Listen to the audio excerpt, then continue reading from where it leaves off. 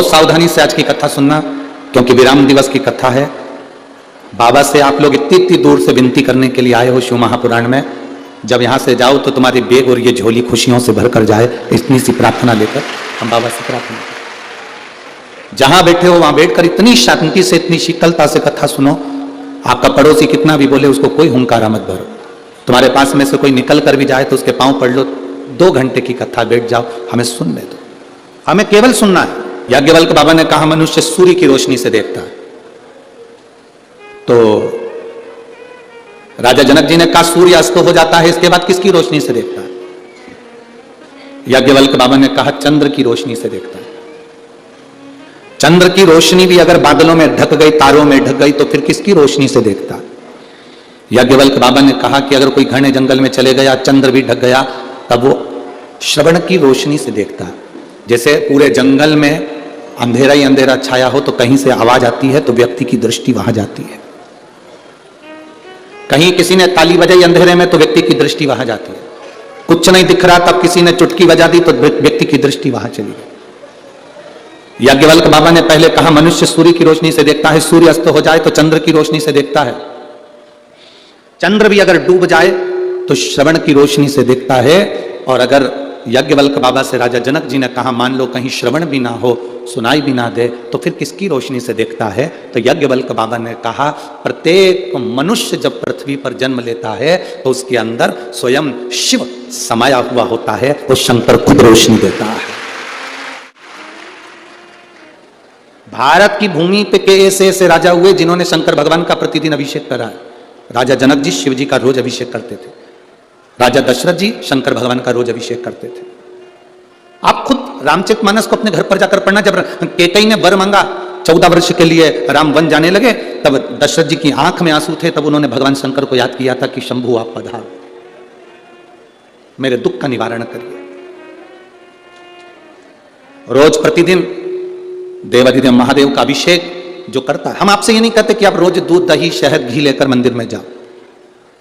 जो प्रतिदिन रोज शिव का अभिषेक करता है, अभिषेक का मतलब तो यह भी होता है कि दूध दही शहद ले जाने से अभिषेक की मूलता नहीं है। अभिषेक का मतलब यह भी है कि आप अपने घर से अगर 1 लोटा जल लेकर शंकर जी के मंदिर में पहुंचे हो तो वो भी अभिषेक से कम नहीं है। प्रतिदिन बाबा का अभिषेक है, वो प्रतिदिन बाबा का अभिषेक है। शिव के मंदिर तक जाना, भगवान शंकर के मंदिर तक पहुंचना, भगवान शिव के द्वार तक जाना, भगवान शंकर की चौखट तक पहुंचना। और यहां तक शिव महापुराण की कथा कहती है, मान लो, एक ध्यान लगाइए, मान लो अगर आप शिव के मंदिर तक लोटा लेकर जल लेकर नहीं भी पहुंचे, लोटा भर जल लेकर आप शंकर के मंदिर नहीं भी पहुंचे, मान लो शिव के मंदिर आप लोटा भर के जल लेकर नहीं पहुंचे, केवल शंकर के मंदिर के सामने से निकलकर उसको नमन करते हुए नमन भी नहीं करा, शीश झुका लिया, शीश भी नहीं झुकाया, शिखर को देख लिया, शिखर भी ना देखा, उसके दरवाजे से मुस्कुराकर चले गए, तो वो भी अभिषेक ही है, वो भी अभिषेक है। परसों की कथा में अपने श्रवण करा था कि मछली आई, रावण जिस शिवलिंग की पूजन करता है, मछली पताल में उस शिवलिंग की फेरी लगाती रहती है।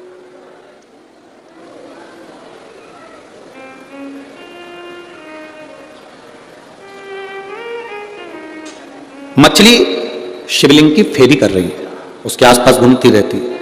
शंकर भगवान ने कितनी बड़ी कृपा कर दी कि शंकर भगवान ने उस मछली का पेट भरने के लिए, उदर तृप्ति के लिए उसने आराधना करी, तो उसके घर में जो संतान हो वो बड़ी बलवान हो और उसको कुछ राजपद मिले।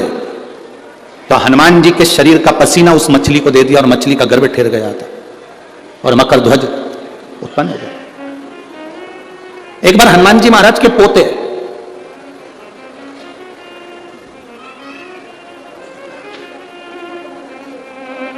एक बार हनुमान जी महाराज के पोते, अब हनुमान जी महाराज के पोते मोरध्वज, मकर ध्वज का बेटा, हनुमान जी महाराज के पोते ने एक बार श्री हनुमान जी महाराज के सामने खड़े होकर एक प्रश्न कर दिया। और जितने बच्चे अपने मां बाप से प्रश्न नहीं करते, उससे ज्यादा प्रश्न अपने दादाजी से करते हैं।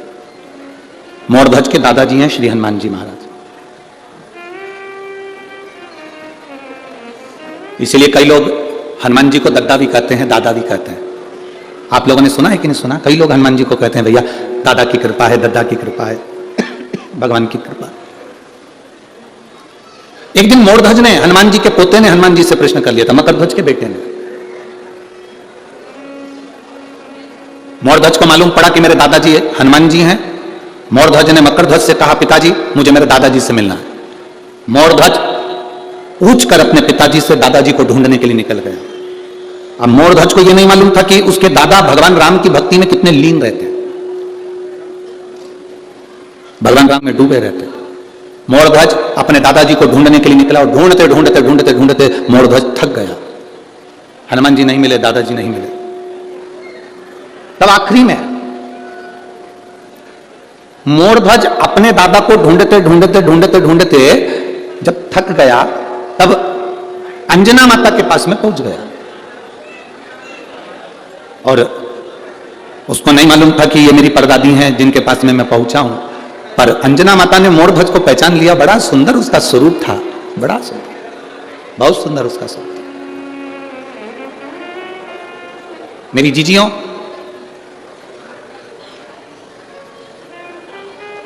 आज भी दूल्हा दुल्हन के सिर पे मोड़ बांधा जाता है।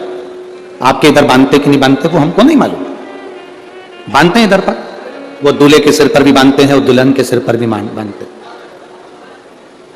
ये मोड़ जो दूल्हा दुल्हन के सिर पर बांधा जाता है, इस मोड़ का मतलब होता है कि तुम्हारी जिंदगी में अब शादी होने के बाद एक अलग से मोड़ आने वाला है और उस मोड़ के आने पर तुम संभल कर चलना तो तुम्हारी जिंदगी सार्थक हो। हमारे यहां मोड़ का विसर्जन भी बड़े अच्छे से करा जाता है।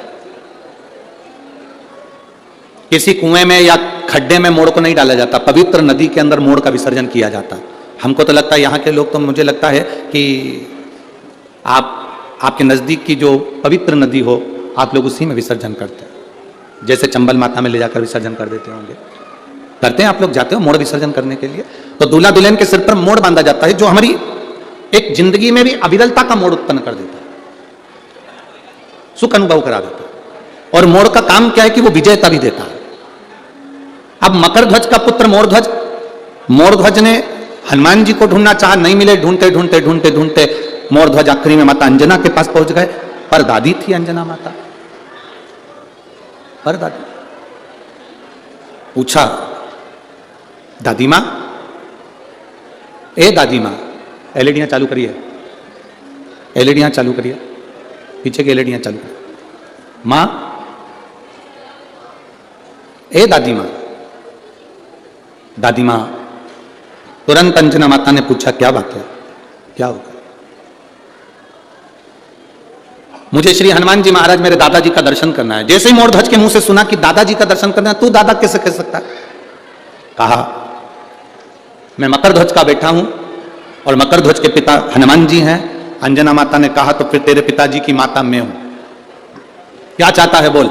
मुझे मेरे दादाजी का दर्शन करना है।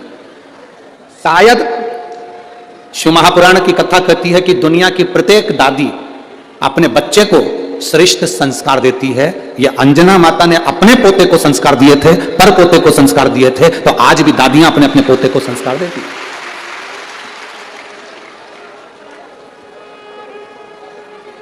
एक मां भले बच्चे को कुछ भी सिखा दे, एक पिता भले अपने बच्चे को कुछ भी सिखा दे, पर जो घर की बुजुर्ग दादी होती है, जो घर की बूढ़ी मां होती है, वो बच्चे को श्रेष्ठ संस्कार देती है। और निवेदन है आपसे, ध्यान रखना अपनी जिंदगी में, बच्चों को कार दिलाओ ना दिलाओ, बच्चों को प्रॉपर्टी दिलाओ ना दिलाओ, बच्चों को गाड़ी दिलाओ ना दिलाओ, बच्चों को कार दिलाओ ना दिलाओ, पर शिव महापुराण की कथा कहती है कि बच्चों को संस्कार जरूर दिलाना, जिससे तुम्हारी जिंदगी सार्थक हो सके, तुम्हारा जीवन सुखमय हो सके, तुम्हारी जिंदगी में सार्थकता उत्पन्न हो सके, तुम्हारा जीवन सार्थक हो सके।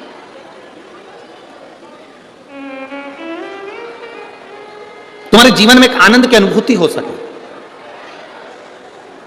तुम्हारे जीवन में एक आनंद का प्रभाव अपने आप उत्पन्न हो सके। क्यों?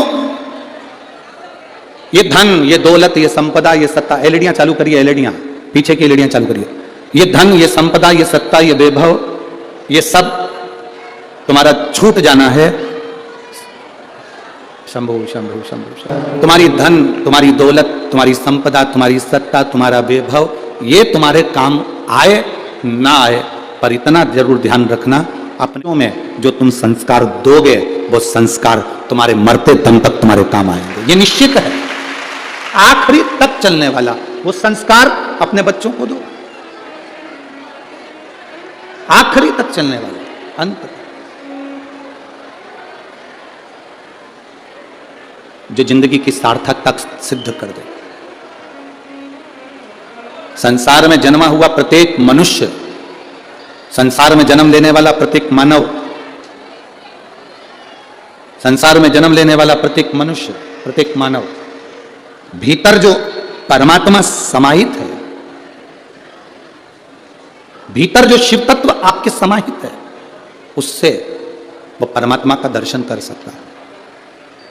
अच्छा एक बात बताओ, जब ज्यादा बीमारी हो जाती है वेंटिलेटर पर पटक देते हैं, और वेंटिलेटर पर पटकने के बाद फिर डॉक्टर एक बात कह देता है, हम पूरी कोशिश कर रहे हैं। बोलो री जी, सही बात है ना? डॉक्टर क्या कहता है? हम पूरी कोशिश कर रहे हैं, पूरी कोशिश हम कर रहे हैं, सारी कोशिश हम कर रहे हैं, पूरी कोशिश हम कर रहे हैं, पर अब जो है कि हमारे हाथ में कुछ भी नहीं है। अब किसके हाथ में है? अब उसके हाथ में। मतलब डॉक्टर को भी मालूम है कि एक और डॉक्टर बैठा हुआ है, वो डॉक्टर जो बैठा है वो अलग से इलाज कर देता है, और कैसे इलाज करता है ये किसी को नहीं मालूम पड़ पाता, निहाल कर देता। एक और बैठा, उसको पहचानने के नेत्र, जिस दिन हम जान गए, शिव तत्व को पहचान गए। देखो आज के जमाने में आदमी कायदे के व्यक्ति को अपने पास में नहीं रखता। जो तुमको कायदा बताए, जो तुमको सही ढंग बताए, जो तुम्हें सही तरह से जीना सिखाए, जो तुम्हें सही मार्ग बताए, जो तुम्हें सत्य मार्ग की ओर लेकर जाए, आज के जमाने के व्यक्ति को वो अच्छा नहीं लगता। आज के जमाने का व्यक्ति कायदे के व्यक्ति को साथ नहीं रखता, फायदे के व्यक्ति को साथ रखता। कौन से व्यक्ति को साथ रखता है? जम जम के बोलो जरा। फायदे वाला व्यक्ति। किस व्यक्ति से हमको कितना फायदा मिल रहा है? इसने मेरे लिए क्या करा, मतलब मेरे लिए फायदेमंद है तो इसको रख लो, ये मेरा काम संभाल रहा है तो इसको रख लो, इसने ये काम करा तो इसको रख लो, इसने ये किया तो इसको रख लो। कायदे का व्यक्ति किसी को पसंद नहीं आता, फायदे का व्यक्ति सबको पसंद आता। और वो फायदे का व्यक्ति एक दिन ऐसी चोट करके जाता है कि दूसरी बार तुम उसका मुंडा नहीं देखते।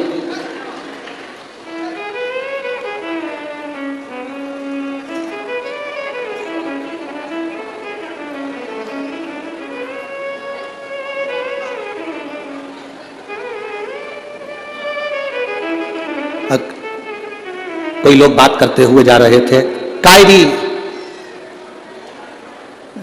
ददरुआ धाम में इतनी भीड़ काय आ गई, कछु मिल रहा है का?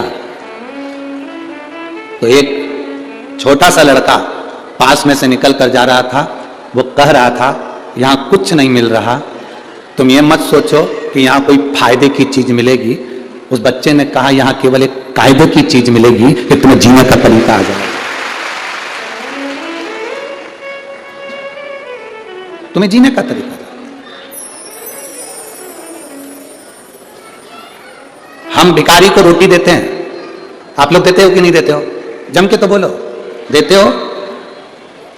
ऐसा कोई, जितने लोग आस्था चैनल पर कथा सुन रहे हैं, जितने फेसबुक यूट्यूब पर कथा सुन रहे हैं, और जितने लाखों की संख्या में इस प्रांगण के अंदर ददरुआ धाम में कथा सुन रहे हैं, आप सब भिखारी को रोटी देते हो, किसी को पैसा देते हो, किसी को रोटी देते हो। पर शिव महापुराण की कथा कहती है, शंकर जी की कथा कहती है, भिखारी को रोटी खिलाओ, मना नहीं है, भिखारी को रोटी दो, मना नहीं है।